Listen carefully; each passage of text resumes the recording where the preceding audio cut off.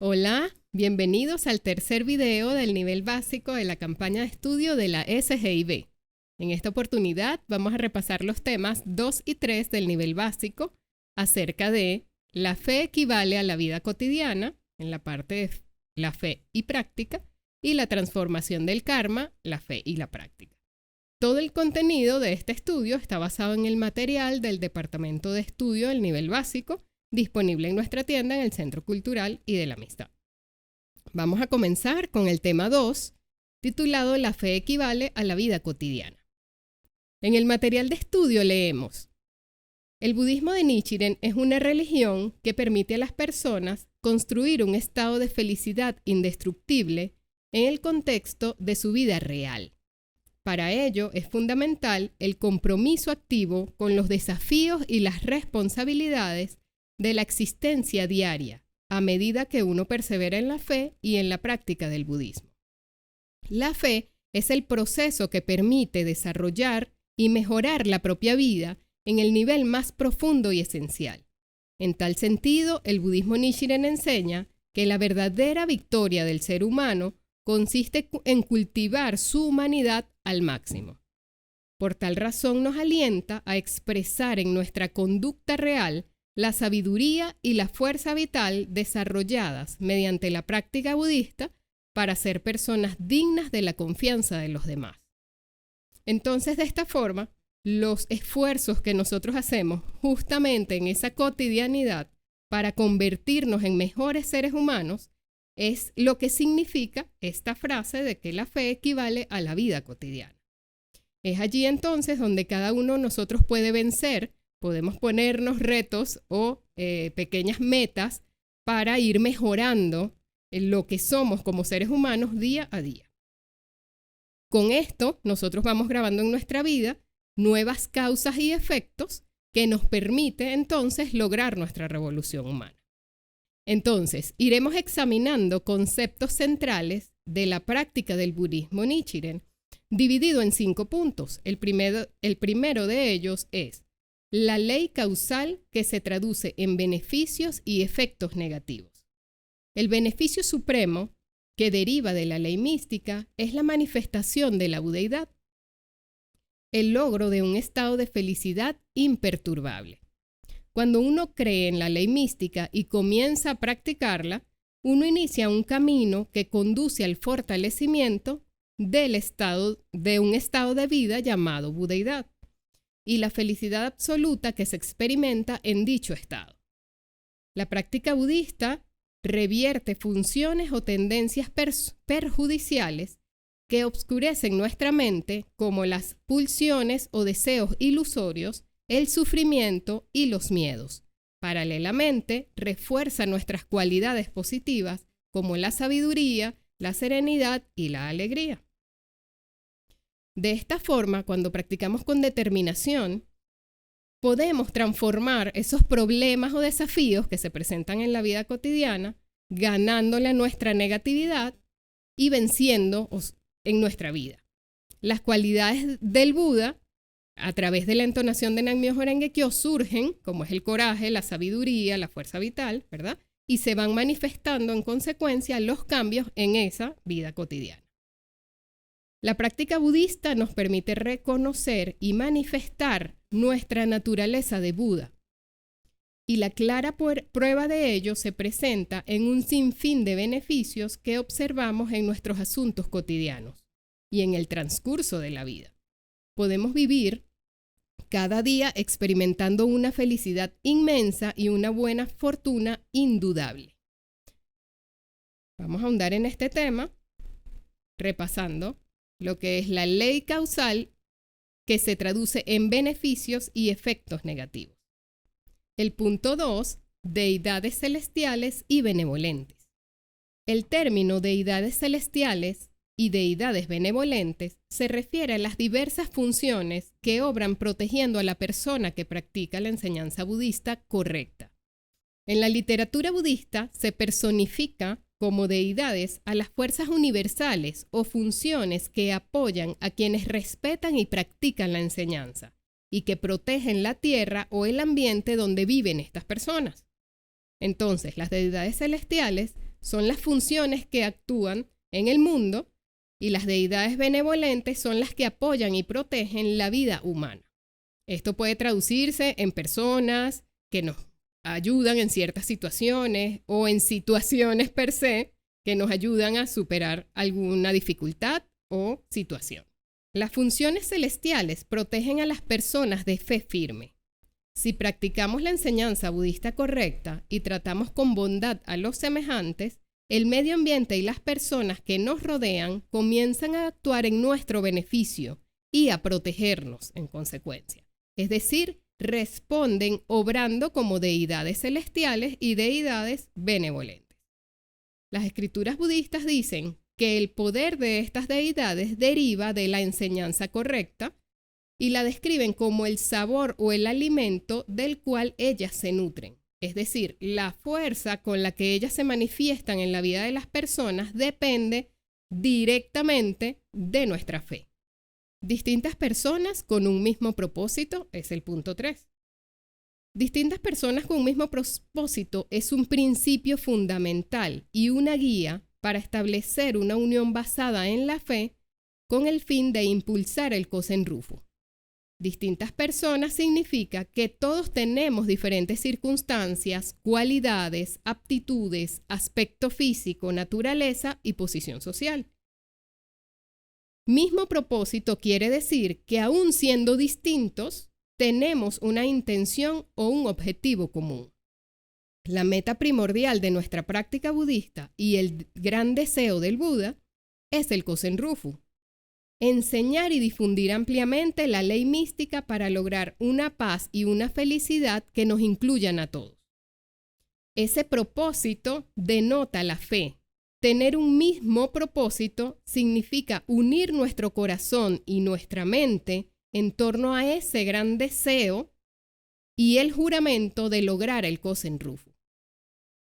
En otras palabras, al mismo tiempo que cada uno de nosotros despliega libre y plenamente su individualidad y sus cualidades distintivas, dando máxima expresión a ese potencial único, también aspiramos juntos al noble objetivo del Kosen Rufu. Ese es el significado de distintas personas con un mismo propósito, muy importante en este budismo. A la inversa, aunque muchas personas parezcan actuar igual o tengan un mismo aspecto, si cada una posee un objetivo o una intención distinta, se producirá un estado de desorden. A esta situación se le llama un cuerpo con distintos propósitos. El Daishonin nos asegura que si avanzamos superando distintos problemas y adversidades a través de la unión basada en la fe, el budismo se puede difundir con certeza. El presidente señala que distintas personas con un mismo propósito, para el día de hoy, a esto se le llama organización. Distintas personas quiere decir que cada ser humano es diferente, que las personas poseen apariencias, posiciones, circunstancias y misión distintas que las caracterizan como individuos, pero que en lo que concierne a su corazón o su disposición interna, son uno solo. Entonces, cada persona participa con un mismo propósito y por eso logran una unión espiritual. Y es lo que buscamos concretar en el budismo Nichiren. Entonces, según todo esto, un solo cuerpo con distintos propósitos es desorden y distintas personas con un mismo propósito es organización. Entonces, de este modo organizado, los practicantes del budismo hoy en día se unen para promover la enseñanza del budismo y hacer que se propague. El cuarto punto es, la fe es igual a la vida cotidiana. Aun cuando la religión ocupa un lugar especial en la espiritualidad humana, en general se considera poco relacionada con retos de la vida o asuntos concretos del mundo. Sin embargo, en el budismo de Nichiren, la fe y la vida cotidiana no son ámbitos separados. Nuestra conducta, en definitiva, es la expresión de nuestro mundo interior. y la fe es el poder que nos permite transformar y elevar nuestra vida en el nivel más profundo. De esta forma, nosotros logramos fusionar nuestra fe en la vida cotidiana para lograr cambios en el mundo real. Número 5. Nuestro comportamiento como seres humanos. El budismo alienta a cada persona a cultivar su humanismo al máximo. Esa es la verdadera victoria del budismo. Y es la victoria del ser humano. Sakyamuni nació en este mundo y en este ámbito expuso las enseñanzas budistas. Su objetivo no tuvo ningún propósito divino o especial. Fue sencillamente mostrar a sus congéneres cómo debía vivir una persona, es decir, cómo debe vivir un Buda. En otras palabras, cada uno muestra el poder de la fe en la medida en que actúa coherentemente, con sabiduría y sensatez en la sociedad. En esa sociedad, cuando nos desarrollamos como personas dignas de confianza, es que nosotros podemos mostrar qué tan especial somos como seres humanos al practicar esta filosofía. La mayor nobleza de la conducta humana reside en el respeto a todos los seres humanos. No solo los seres humanos, incluso a todos los seres vivos. En concreto, ese juramento se expresa en la postura de cuidar y valorar a la persona que tenemos frente a nosotros. El espíritu del budismo es valorar a todos con equidad, como Budas. Otorgar el máximo respeto a la vida de cada persona y tratarlos a todos como iguales. Cuando prevalece la mentalidad, uno se aparta de las conductas lesivas y de las expresiones violentas que coartan el bienestar del prójimo. Es decir, cuando ese corazón de Buda surge, nosotros no tenemos necesidad de lastimar a otros o de verlos como menos. El budismo Nichiren, basado en esta convicción, aspira a promover una transformación social mediante el diálogo, sustentando el principio del respeto a todas las personas. No hay otra forma de modificar la tendencia social ni de elevar el estado de vida del pueblo más que transmitir una práctica que corporifique el respeto a los demás, que valore la vida y proclame la dignidad humana. Por otro lado, para mejorar la sociedad es necesario rebatir firmemente los paradigmas que promueven el desprecio a la vida y alientan el pensamiento prejuicioso y distorsionado de las personas. Esto solo podemos lograrlo desde una condición de vida alta y por eso practicamos, porque justamente este amor compasivo, el poder considerar a los demás seres humanos como valiosos, dignos de respeto, deriva de condiciones de vida altas. En una condición de vida baja desde donde nos lastimamos, nos despreciamos o nos separamos como seres humanos. Entonces, por eso es tan importante que como budistas, fundamentalmente apreciemos la vida y a los seres humanos. Wow, me parece súper profundo este tema. ¿Qué tal si nos explicas un poquito mejor qué significa esta expresión de fe es igual a la vida cotidiana? Sí, como para resumir lo conversado, además, el estudio explica que esta práctica considera a la fe y a la forma de vivir o a esa vida cotidiana. Él expresa que constituyen una sola entidad, es decir, son inseparables. ¿Por qué? Porque si finalmente no aplicamos lo que nosotros aprendemos de la fe y lo que extraemos de nuestra budidad en esa vida cotidiana, pues digamos que no tiene mucho sentido, ¿no? Por eso, la orientación que imparte la Soka Gakkai incluye el principio de que la fe es la vida cotidiana, es decir, es una misma cosa. En otras palabras, la forma de vivir es la expresión natural de esa fe budista puesta en acción.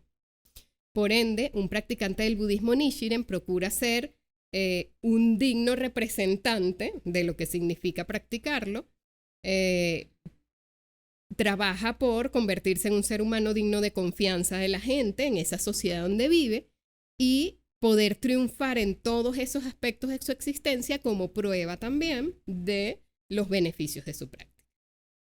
Después de todo esto que has mencionado en el estudio, ¿podríamos decir que nuestro cambio como seres humanos puede cambiar o transformar el mundo? Sin duda. De hecho, a menudo pensamos que nuestros cambios no están impactando o no son lo suficientemente importantes como para transformar algo afuera, y menos una cosa como el mundo, ¿verdad? Pero realmente, el presidente Ikeda, en su novela La Revolución Humana, hace referencia a lo siguiente: la gran revolución humana de un solo individuo puede generar un cambio en el destino de un país, aún más, propiciar un cambio en el rumbo de toda la humanidad. ¿Por qué sucede esto? Porque nuestros cambios, que en principio impactan quizás nuestro interior o luego nuestro círculo más cercano, como nuestra familia, nuestro hogar, nuestros lugares de trabajo, nuestro entorno, ¿no? Terminan luego impactando a más y más personas hasta llegar a generar un cambio en el país e incluso en el mundo. De hecho, no hay otra forma de modificar una tendencia ni de elevar el estado de vida de la sociedad y del mundo más que transmitir esta práctica y que en ella se corporifique el respeto a los demás. Que se valore la vida, como plantea el budismo, que todos pues somos budas y somos igual de importantes, y que se proclame ese valor de la dignidad humana. Porque si nos preguntamos finalmente qué es el Kosen Rufu, pues es elevar la condición de vida de la humanidad. ¿Cómo logramos eso? Pues a través de nuestro propio cambio interior hasta que se manifiesta exteriormente. Y el logro de eso es lo que llamamos revolución humana, la cual construimos ¿en dónde? En esa vida cotidiana donde nos desenvolvemos. Por eso fe es igual a vida cotidiana. Bueno, a continuación vamos a hablar sobre el tema 3, que se trata de la transformación del karma, muy propicio en relación con el tema que acabamos de abordar anteriormente, ¿no? En el material leemos: el budismo Nichiren es una enseñanza que permite a las personas transformar su vida en el nivel más profundo, superar las restricciones del karma o destino y abrir nuevos caminos. Es una filosofía para cambiar positivamente el karma y afianzar un estado de vida de felicidad estable que prevalezca a lo largo del futuro. En este sentido, podemos hablar de que la vida abarca un sinfín de sufrimientos y de problemas. Algunos de ellos son claramente el resultado de acciones y decisiones que hemos tomado en el transcurso de esta existencia, pero también afrontamos dificultades cuya causa no podemos identificar. Y en estos momentos a veces solemos pensar: yo no cometí ningún error ni causé ningún mal. ¿Por qué tengo que sufrir de esta manera?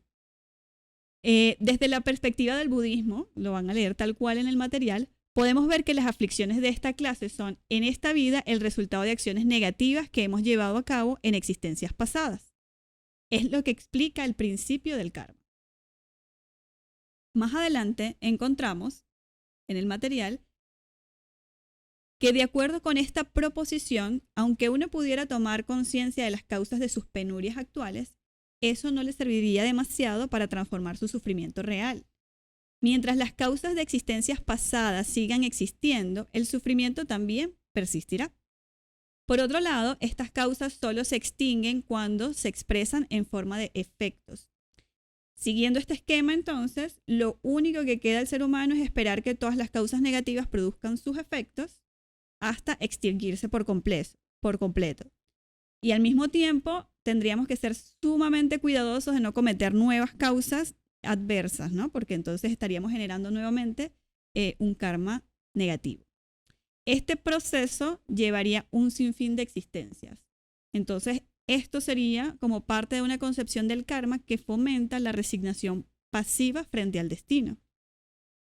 Porque tendríamos que pasar demasiado tiempo, existencia tras existencia, para poder transformarlo, ¿no? Entonces tendríamos muy pocas esperanzas de cambiar nuestras condiciones de vida actuales.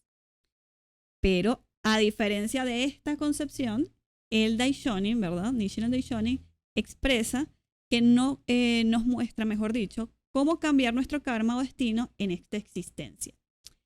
Él Nichiren Daishonin en la carta desde Sado declara que las grandes persecuciones que él venía afrontando no podían atribuirse a la explicación general budista sobre la causalidad, que es la que acabamos de mencionar, sino al hecho de que las existencias pasadas, en las existencias pasadas, él había actuado contra el Sutra del Loto y contra sus practicantes.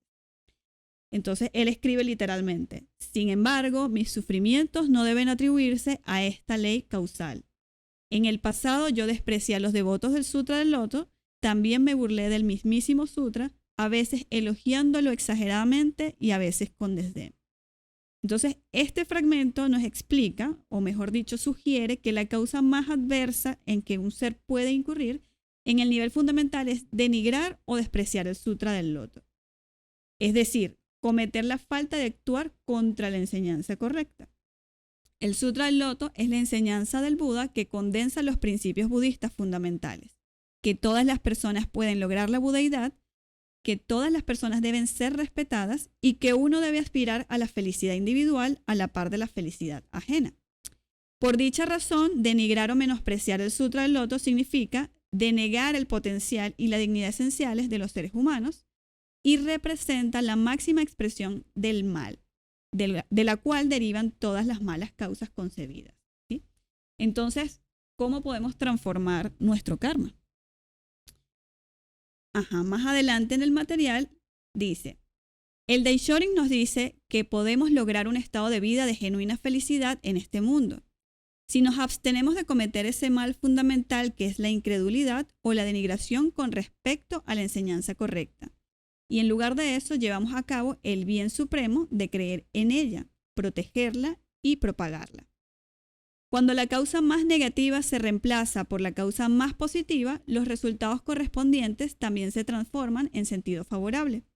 El factor central que permite esta transformación es la práctica de Nam-myoho Renge Kyo. El Daishonin cita estas palabras del Sutra Sabio Universal, considerado el epílogo del Sutra del Loto. El origen de las faltas, como la escarcha o el rocío, puede ser evaporado por el sol de la sabiduría. El origen de las faltas serían todos los impedimentos kármicos, y estos son como la escarcha o el rocío, es la comparación que realiza respecto a todos estos efectos que acumulamos. Si bien ellos existen, el sol de la sabiduría los evapora, y ese sol de la sabiduría es Nam-myoho Renge Kyo.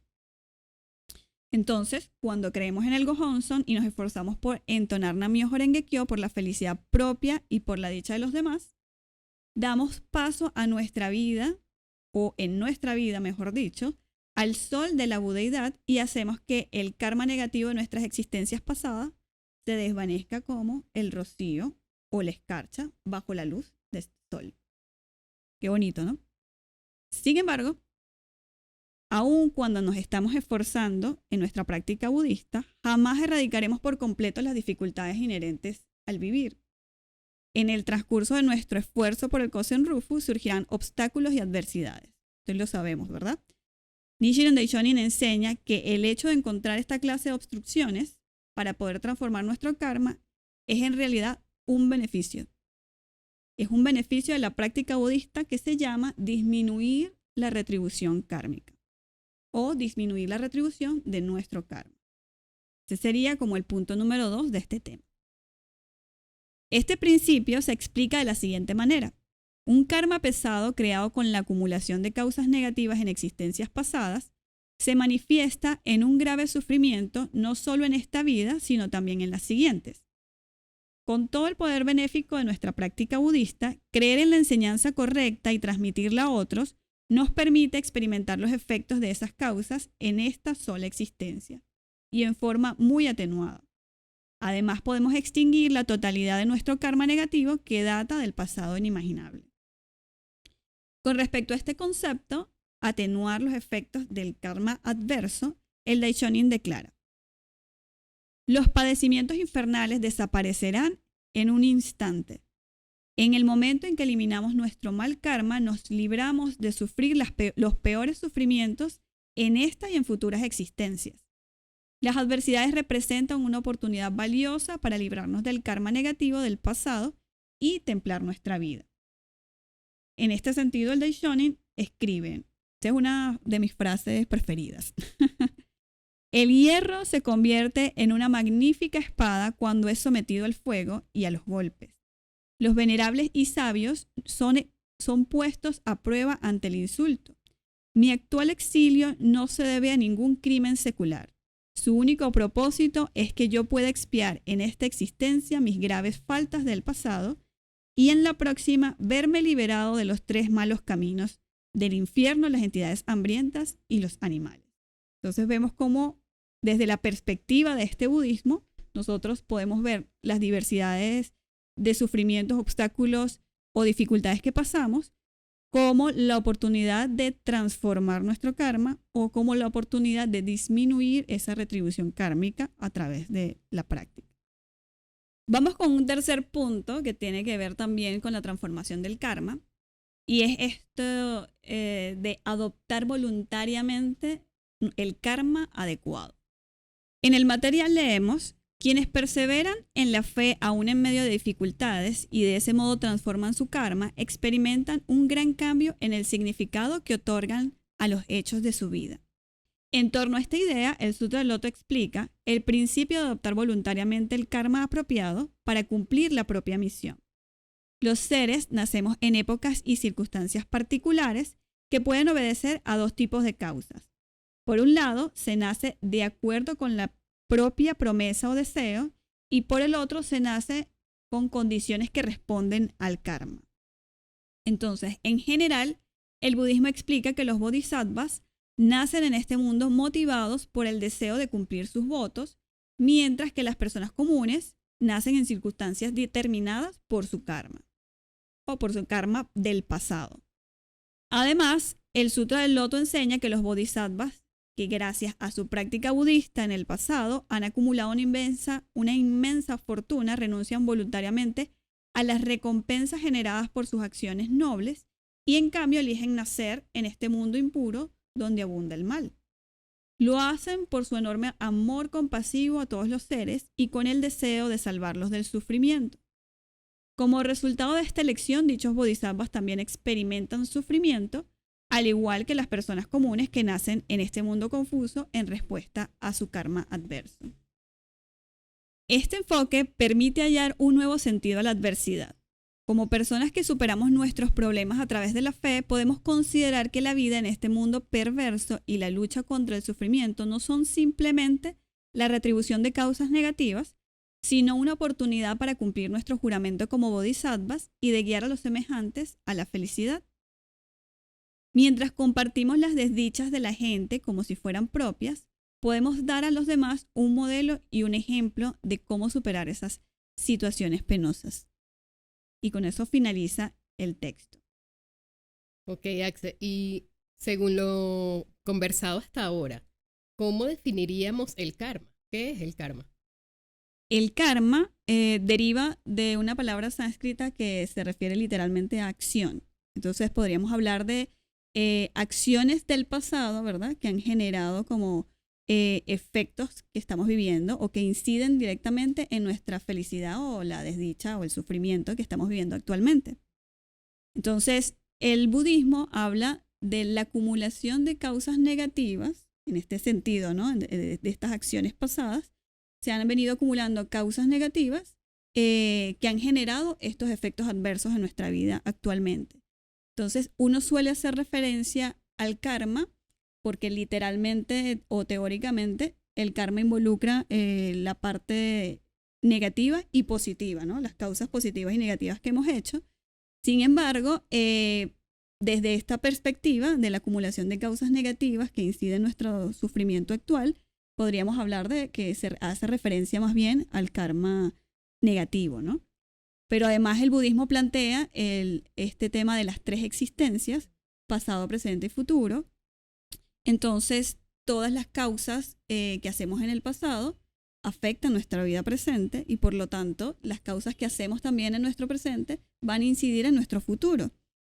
Esto lo que nos está diciendo es que estamos constantemente también generando causas que van a afectar nuestro futuro, ¿no? Estamos creando como un karma en todo lo que viene siendo nuestras 3 existencias. Sí, recordemos que este budismo plantea que esas causas se hacen de 3 formas: pensamiento, palabra y acción.